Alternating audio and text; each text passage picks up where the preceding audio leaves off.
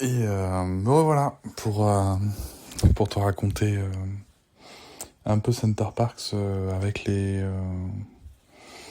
ce que ça peut activer en moi, tu vois. Euh, c'est vraiment un endroit très chouette.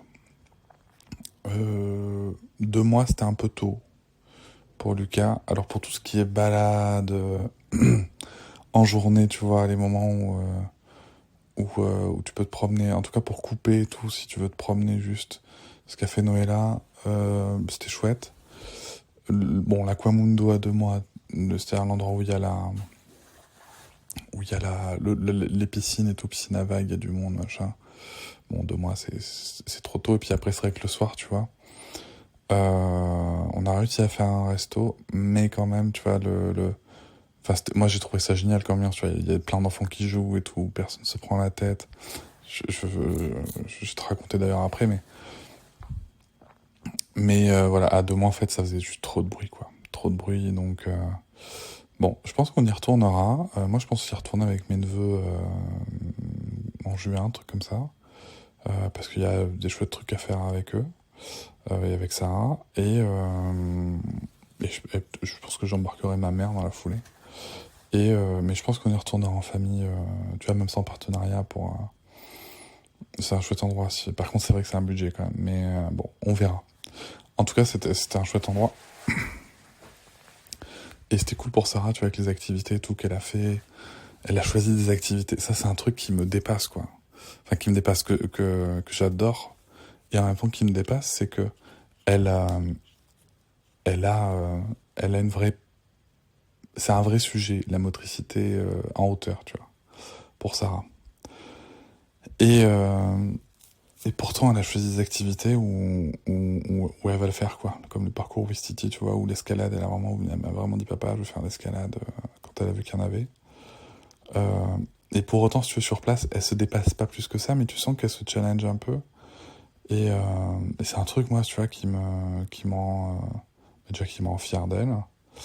C'est aussi un truc qui m'active vachement parce que je pense qu'il faudrait que je fasse un épisode là-dessus, mais la motricité comme ça de Sarah, la peur de tomber qu'elle peut avoir, la peur de se faire mal, c'est un vrai échec éducatif de notre part. Mais je pense que je ferai un épisode spécial là-dessus pour raconter ça. Sûrement sur Papatriarcat Plus, mais en tout cas, c'est ce que moi je vis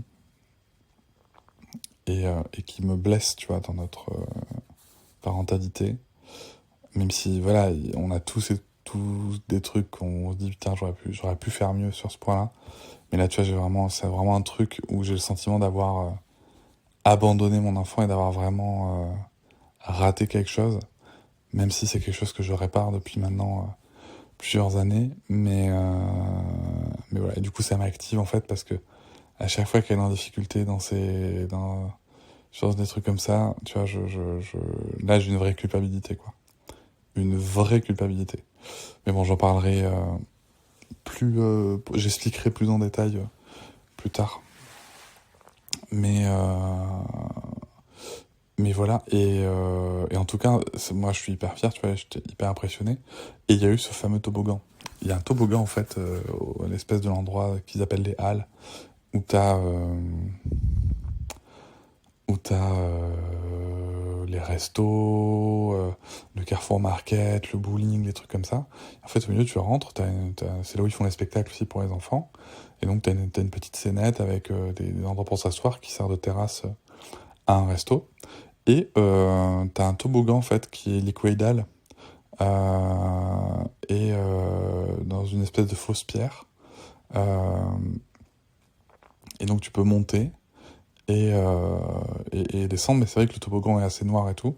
Et Sarah, tu vois, elle avait envie, il y avait des enfants qui jouaient, elle avait envie d'y aller, mais elle osait pas monter. Au début, elle osait pas monter en haut du truc. Je dis, ok, machin, est-ce que tu veux que j'éclaire, tu vois, parce que je voyais, elle mourait d'envie d'y aller, quoi, mais elle avait peur, peur, peur, peur, peur. Mais elle mourait d'envie d'y aller, mais elle avait peur. C'était... Ah là là, ça, tu as des moments comme ça, pour moi, ça m'a activé à fond, quoi. Mais bon, tu vois, tu souffles un coup et tu dis, ok, elle a besoin d'être assurée. L'autonomie vient de l'attachement, il faut que je la sécurise et tout machin. Et en même temps, si elle le fait pas, c'est pas grave, tu vois. C'est son truc, c'est à elle, ça lui appartient.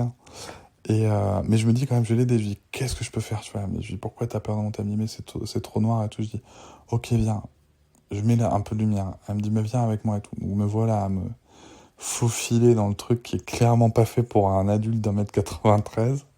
On monte en haut du truc.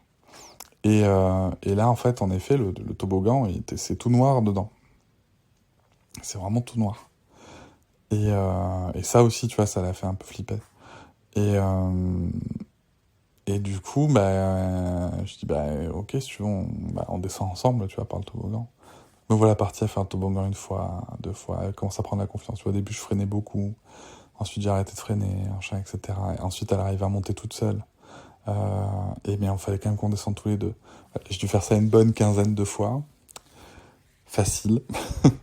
Et à la dernière, en fait, tu vois, je voyais qu'elle hésitait, tu vois. Elle était sur le fil de se lancer toute seule.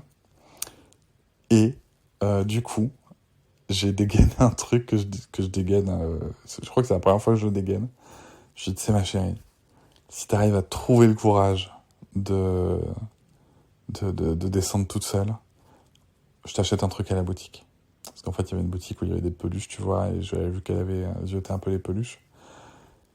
Et là, en fait, c'est entre vraiment, tu vois, la lutte avec elle, elle a dit, ok, je vais y aller, je peux le faire, je suis forte.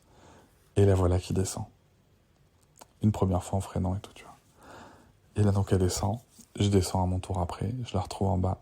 Et là, mais les étoiles dans ses yeux, tu vois, tellement fière d'elle.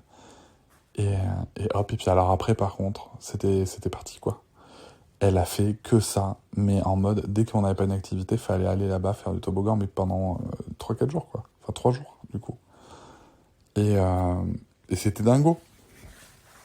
Et elle a eu sa peluche, bien entendu, qu'elle a oublié là-bas, aussi. Putain. Mais ouais, c'était vraiment chouette, quoi. C'était vraiment chouette. Et ce moment-là a vraiment été cool, tu vois. Parce que maintenant, ça fait un moment référence, tu vois, pour lui dire, tu te rappelles le toboggan de ta part? Ben, là, maintenant, t'as vu, t'as été assez courageuse, t'avais très peur, maintenant t'as eu le courage et tout. Et ça, c'est vraiment chouette. C'est vraiment... Ouais. Bon, après, peut-être que... Tu vois, le coup de la carotte avec la peluche et tout... ça me satisfait pas de ouf d'avoir utilisé ce levier-là, mais en fait, c'est venu tout seul. Parce que je sentais qu'il fallait juste un petit levier, et voilà. Euh, le truc aussi, tu vois, qu'on est au Center Parks et qui a un peu compliqué la fin de ses jours, c'est que du coup, en fait, là-bas, le rythme est plutôt basé sur, tu vois, les activités ouvrent à 10h, l'installation ouvre à 10h, et ça ferme entre 23h et minuit, certains trucs. Et du coup, c'est pas du tout le rythme de Sarah, tu vois, qui elle se lève tôt, plutôt 7h, 7h30, et, euh, et qui derrière va se coucher tôt aussi, pareil, 19h30, 20h. Et là, en fait, du coup, on se couchait très tard, donc je dormais dans la même chambre qu'elle, dans deux lits séparés. Lucas et Noëlla avaient un lit double, donc elle était ravie, elle était vraiment contente, mais du coup, en fait, on se couchait tard, vraiment, genre, des fois à 23h, mais elle se réveillait à peu près à la même heure, tu vois. Elle se réveillait un tout petit peu plus tard, mais elle perdait quand même des heures de sommeil, et du coup, plusieurs nuits comme ça, et en fait, tu sens que, tu vois, sur les derniers jours, ben notamment, le dernier jour, c'était très compliqué, quoi, parce que c'était crise sur crise, quoi. Et toi, en plus, aussi, t'es fatigué, tu vois. Parce que, mine de rien, crapahuter toute la journée, je m'amuse beaucoup, tu vois, mais ça fatigue aussi. Et puis voilà. Et du coup, ouais, ça, c'était dur. Parce que c'était la moindre frustration, c'était une crise, tu vois. Et c'est dur parce que toi aussi t'es fatigué, tu vois, et ça demande ce temps de recul. Et c'est vrai qu'avec Noëlla, on se regarde, on était là, putain, mais qu'est-ce qui se passe là, tu vois. Et c'est Noëlla d'ailleurs qui a dit, bah ouais, mais attends, là il lui manque X heures de sommeil, tu vois. Je dis là, ouais, ok, c'est vrai, c'est vrai. C'est vrai, mais en même temps, moi, toi aussi t'es épuisé, tu vois, et il faut trouver des solutions, les solutions à un moment, c'est d'accompagner, quoi. C'est d'accompagner autant que tu peux. Et la solution, ça a été aussi de, tu vois, on pensait peut-être rester l'après-midi et tout, mais on a plutôt fait le choix de partir après le repas du midi, parce qu'on s'était dit, voilà, au moins comme ça, ce soir, on se couche tôt, quoi. Ce soir, on recadre le coucher, machin et tout. Et c'est ce que j'ai fait d'ailleurs en lui donnant la possibilité de lire un peu toute seule dans sa chambre, parce qu'en fait, on lisait ensemble à Center Park ce soir, mais on lisait chacune notre truc, tu vois. Et, et du coup, voilà, on a dû recadrer ça, mais c'est vrai que voilà, le sommeil pendant les vacances, je pense qu'il faut que j'en fasse un petit épisode, parce que c'est un vrai sujet, quoi. Le décalage du sommeil et tout, c'est un vrai sujet, je trouve. En tout cas pour moi, tu vois, enfin pour nous qui avons une enfant qui a ce rythme qui est très scolaire, en fait. 7h, 19h30, tu vois, c'est hyper pratique pour l'école, mais même quand les instructions famille, mais qui est plus complexe à gérer en vacances, du coup. Ouais, ça serait peut-être bien d'avoir des astuces là-dessus. Bon, voilà, je me note ça dans un coin.